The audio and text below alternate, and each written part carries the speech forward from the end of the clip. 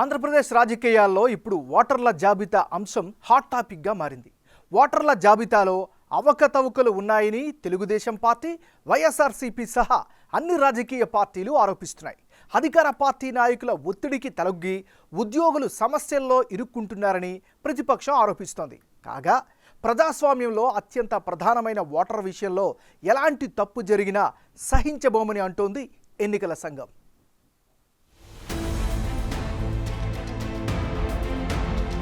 ప్రజాస్వామ్యంలో ఓటర్లే అత్యంత ముఖ్యం. ఇలాంటి కీలకమైన ఓటర్ హక్కుల్ని సంరక్షించాల్సిన బాధ్యత ఎన్నికల సంఘానిదే. దేశంలో 18 ఏళ్లు నిండిన ప్రతి ఒక్కరికి ఓటు హక్కు ఉంటుంది. అయితే ఆ హక్కును వినియోగించుకోవాలంటే ముందుగా ఓటర్ జాబితాలో వారి పేర్లుండాలి. అలా జాబితాలో ఏ ఒక్క ఓటర్ని లేకుండా చేసినా, ఎవరికైనా ఓటు వేసే హక్కును నిరాకరించినా అది చట్ట విరుద్ధం. అంతేకాదు ప్రజాస్వామ్యానికి అర్థం ఉండదు.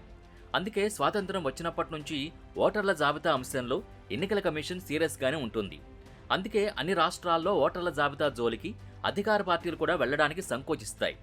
అయితే మున్సిపల్, పంచాయతీ ఎన్నికలకు ఈసీ వద్ద ఉన్న ఓటర్ల జాబితాను తీసుకుని రాష్ట్ర ఎన్నికల సంఘాలు ఓటర్ల జాబితాని ప్రిపేర్ చేసుకుంటాయి. కానీ చాలా సందర్భాల్లో కొన్ని ఓట్లు గల్లంతవుతున్నాయన్న ఆరోపణలు వస్తూనే ఉంటాయి. ఇప్పుడు ఏపీలోనూ ఇదే వివాదం రేగుతోంది. ఆంధ్రప్రదేశ్ అసెంబ్లీ, పార్లమెంట్ ఎన్నికల్లో ఓటేయాల్సిన ఓటర్ల జాబితా అంతా మ్యానిపులేట్ అయిపోయిందన్న ఆరోపణలు ఎక్కువగా వినిపిస్తున్నాయి. అధికార వైసీపీ నేతలు లోకల్గా ఓటర్ల జాబితాని తారుమారు చేస్తున్నారని టీడీపీ ఆరోపిస్తోంది. వాలంటీర్ల ద్వారా వైసీపీ ప్రభుత్వం ప్రతి ఇంటి సమాచారాన్ని సేకరించిందని, ఆ ఇళ్లలోని ఓటర్లు ఏ పార్టీకి ఓటేస్తారనే అంశాన్ని కూడా మ్యాపింగ్ చేస్తున్నట్టు విపక్షాలు మండిపడుతున్నాయి. వాలంటీర్ల ద్వారా ఇలా సేకరించిన సమాచారమంతా హైదరాబాద్లోని ఓ ప్రైవేట్ సంస్థకు వెళుతుందని, అక్కడి నుంచి వచ్చిన విశ్లేషణ మేరకు క్షేత్రస్థాయిలో బీఎల్ఓలు, అధికారులు కలిసి ప్రభుత్వ వ్యతిరేక ఓటర్లను తీసేస్తున్నారని అంటున్నారు. సాధారణంగా ఓటర్లందరూ ఉన్న చోటనే ఉండరు. ఉపాధి కోసం చాలామంది ఇతర రాష్ట్రాలకు వెళుతుంటారు. ముఖ్యంగా పట్టణాలకు ఉపాధి కోసం వెళ్లిన చాలామంది తమ ఓట్లని స్వగ్రామాల్లోనే ఉంచుకుంటారు. నిజానికి ఇలాంటి వారి ఓట్లు తీసేయడం అక్రమమే. అయినప్పటికీ స్వగ్రామంలో లేకుండా ఇతర ప్రాంతాలకు వెళ్లిన వారిని టార్గెట్ చేసుకుని ఓటర్ల జాబితాలో వారి పేర్లను తీసేస్తున్నారన్న ఆరోపణలు వస్తున్నాయి. ఇటీవల నిర్వహించిన తెలంగాణ ఎన్నికల తర్వాత ఏపీ ఓటర్ల జాబితాలో మార్పు చేర్పులపై చర్చ జరిగింది. ఏపీకి చెందిన చాలా మంది తెలంగాణలోనూ ఓటును వినియోగించుకుంటున్నారని, ప్రతి ఓటరు ఒకే ఓటును వినియోగించుకోవాలని, ఒకే ఓటరు వేర్వేరు రాష్ట్రాల్లో ఓటు వేయకూడదంటూ ఎన్నికల కమిషన్కి వైసీపీ నేతలు విజ్ఞప్తి చేశారు. ఏపీ ఓటర్ల జాబితాలో ఇలాంటి వారిని గుర్తించాలని, తెలంగాణ ఎన్నికల్లో ఓటు వేసిన వారిని ఏపీలో ఓటు వేయడానికి అనుమతించకూడదని ఎన్నికల అధికారుల్ని వైసీపీ కోరింది. అయితే వైసీపీ కావాలనే తెలుగుదేశం పార్టీ కార్యకర్తల ఓటు తొలగిస్తోందని టీడీపీ ఆరోపణలు చేస్తోంది. ఓటర్ల జాబితాలో మార్పు చేర్పుల పేరుతో టీడీపీ ఓటు బ్యాంకుకు నష్టం చేకూరుస్తోందని ఆరోపిస్తోంది. దీనికోసం వాలంటీర్లను వాడుకుంటోందని వైసీపీపై విమర్శలు చేస్తున్నారు.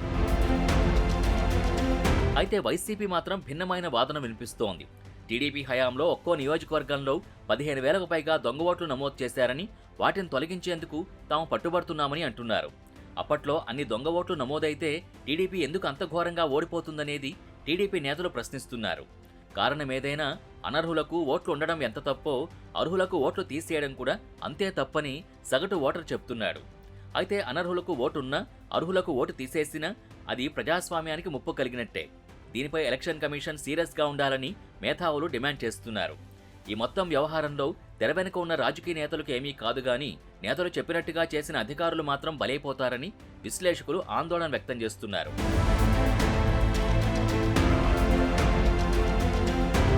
ఇప్పటికే అనంతపురంలో అదే జరుగుతోందన్నది కొందరి వాదన.